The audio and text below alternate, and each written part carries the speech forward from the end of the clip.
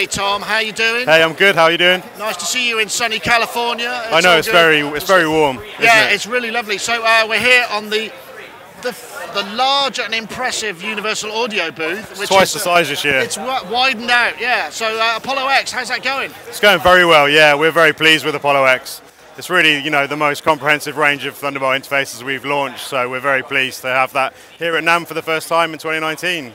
So what are you showing us today? There's some new plugins and whatnot? Right? Well, I'll give you a brief overview of the Apollo X if you like, and then I'll go through the new surround sound features and the new plugins that we've brought out in the version 9.7 release for UAD, if that's okay. Yeah, sure. For people who haven't seen Apollo X, it's our Thunderbolt audio interface rack range. We have Thunderbolt 3 interfaces, but they are backwards compatible with Thunderbolt 1 and Thunderbolt 2 with an adapter. And we have 4 interfaces in the range, which you can see behind me in this Apollo X demo area. So we have the Apollo X6, which is 2 unison preamps, really designed for your, songwriter and, production studio and edit suite type of interface. We have the X8, which is 4 preamps, the X8P, which is 8 preamps, which is this one I'm showing here now, and we have the X16, which is your line level converter box. So they range from $19.99 US to $34.99. So we have a broad range of price points, with the X6 being the newest and most affordable way into the Apollo X platform. In terms of Apollo X, what we have that's sort of the defining feature really of Apollo X is the new converter technology we put into this. So I'm sure people are aware of the Apollo and the fact that it's become the industry standard real-time recording interface, so we can have preamp emulations and reverbs and effects running on our UAD processing in the interface and record through that in real time with low latency. With Apollo X, we've now taken our converters to a whole new level. We're actually the best specified converters on the market right now in an integrated audio interface. So we have 133 dB of dynamic range and a minus 129 dB of CHD plus noise in the Apollo X. So you get a very pristine capture, very fast, very detailed sound. One of the ways we've managed to do that is by using something called dual crystal clocking. So we have 2 crystals, one for 44.1 and any of its integers, another one for 48K and its integers or multiples. I guess that makes the maths, the mathematics is just more straightforward. Exactly. We just have to double to get different reference clocks, or going up from FS1 to FS2. So it's a really stable way of generating reference clocking for all the various sample rates, which means we can get the jitter consistent across all of those. So with some interfaces you'll get a very low jitter specification, but it might only be at 1 sample rate, whereas we now have lowered the jitter in the Apollo X across all sample rates, so you're going to get the same detail and sound quality and stereo imaging no matter what you're working on, whether it's 44.1, 48 for film, or a higher rate for music archival, for example. So that's kind of the audio path parts of Apollo X.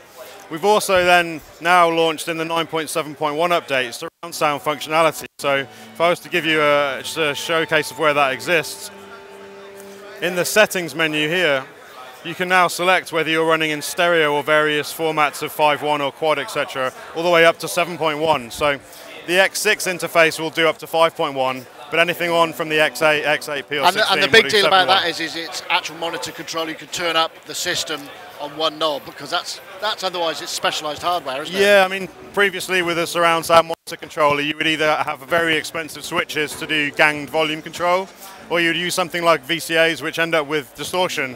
Whereas with the way we're doing this in the Apollo X, we have perfectly matched digitally controlled gain across all of these outputs. So you have a maintained surround image, an immersive surround image at any listening level.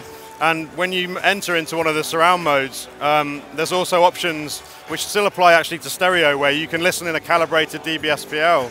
So you could, for example, calibrate your room to a cinema reference level of 83 or 85 dB Spl, where you think the ear's most flat, in terms of listening frequency response, and then know whether you're too loud or too quiet and have a very calibrated environment. So that's a feature that we've added in the surround sound update, but it's still applicable to the stereo listening configuration. Right. You also have things like speaker trims, so you can calibrate for room gain or add extra sensitivity to the LFE channel for post-production.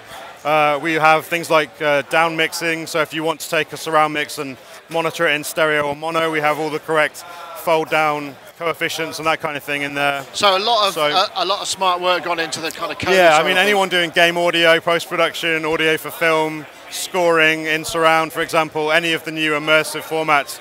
Apollo X now it's the first Apollo to offer surround sound, which is a huge leap for us. And this area behind me is actually a 7.1 listening ring, where you can see the Apollo X artist session we did to launch the interface range at Air Studios in London, which I think you came to. Yeah, it was amazing. And you had a great time with your video you shot. Two Door Cinema Club, London Metropolitan Orchestra, 54-piece orchestra, and it's now mixed into 7.1. So you can hear that here. Session I could listen to. It's here, yeah, it's running on loop at NAMM, and you can hear it in 7.1. So it sort of showcases the quality of the converters, but also the fact that you can now do all of your in-the-box mixing in surround formats and monitor that via the Apollo. So that's a really big feature for us in the 9.7.1 update. And included in the 9.7 update are new plugins. So of course, UAD plugins run on our UAD2 processing, like the hexacore that's within the Apollo X interfaces, which gives you 50% more power than any previous Apollo, with 6 chips across the whole range. We also have things like the DSP accelerators, the PCIe and Thunderbolt and USB options, for example, where you can run our plugins for mixing. So we now have the Lexicon 480L reverb, which I'm sure a lot of your viewership will recognize. Yeah, well, it's iconic, isn't it? It really is iconic. Yeah, so that the Lexicon alphanumeric remote control, the LARC, was sort of retrofitted into a lot of the consoles in mixing studios for the last 30 years. So we've actually improved the functionality slightly in the LARC side, so it's easier to use. But we've actually modeled all of the original algorithms and A to D, D to A converter paths and all that sort of stuff, the non-linearity of the Lexicon system, and you get all of the best algorithms from the sort of definitive firmware on the 480L. So the sort of modulated lush reverbs it's well regarded for pop mixing, but also the stereo delays and the ambience patches and things like that, which are so useful in pop mixes, just to create space without it being overtly, kind of reverby. Aggressive, or reverby, exactly, yeah. Sort of very modern upfront sound. So that's really great, and it's licensed with Lexicon, and it's the only true Lexicon 480L emulation on the market on any platform. We then launched the Softube Vocoder, which is 20 bands, which will give you, with various tempo syncing and freeze controls, so really you've got creative sidechain and carrier inputs for those, yeah, right? so again, with an Apollo, you could actually perform the Vocoder in real time. So you're getting there, because I mean, there's been, when you first started out, there was an instrument, wasn't there, a long time ago, and it's something that you've not kind of gone back to. This is kind of getting close to that again, right?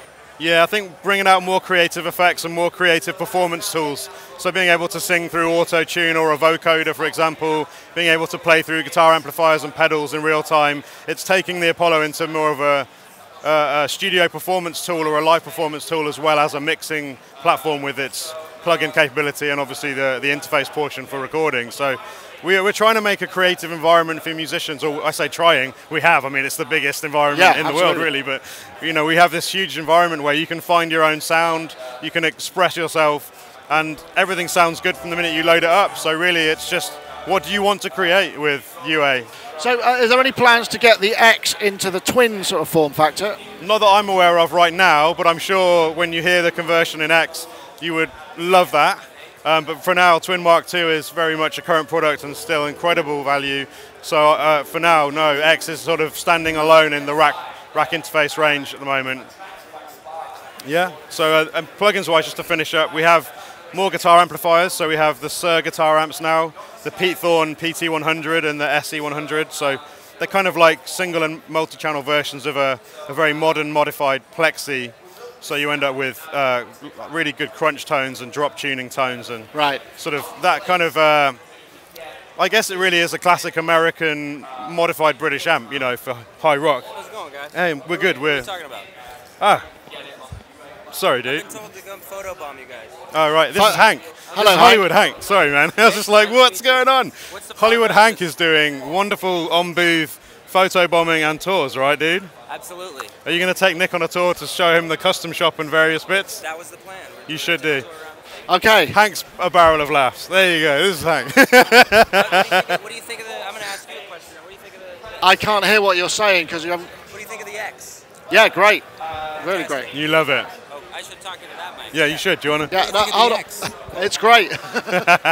Okay. Cool. So if we new wrap plugins, new preamps, all sorts of stuff. And we also show in the custom shop, which maybe Hank can show you or I'll show you, where we're actually now in Santa Cruz building all of our small batch analog stuff. So 6176, LA2A, 1176s, all that stuff's now built in a bespoke custom shop facility, which we say custom shop, it's our hand-built small batch facility, but we're also using it as like an R&D pet projects lab. So we're building a one-off 610 tube console with original vintage 610 modules, nice. which we bought from Neil Young. So I think Bill's just building one console, so we have one. So it's kind of a new exploration place for us, a bit like a Skunk Works, and that's something we've also launched at the show. So between that, the plugins, Surround, X, that's everything UA right now, and thanks for watching Sonicstate, and it's more information at uaudio.com. Thank you. Thank you, Tom.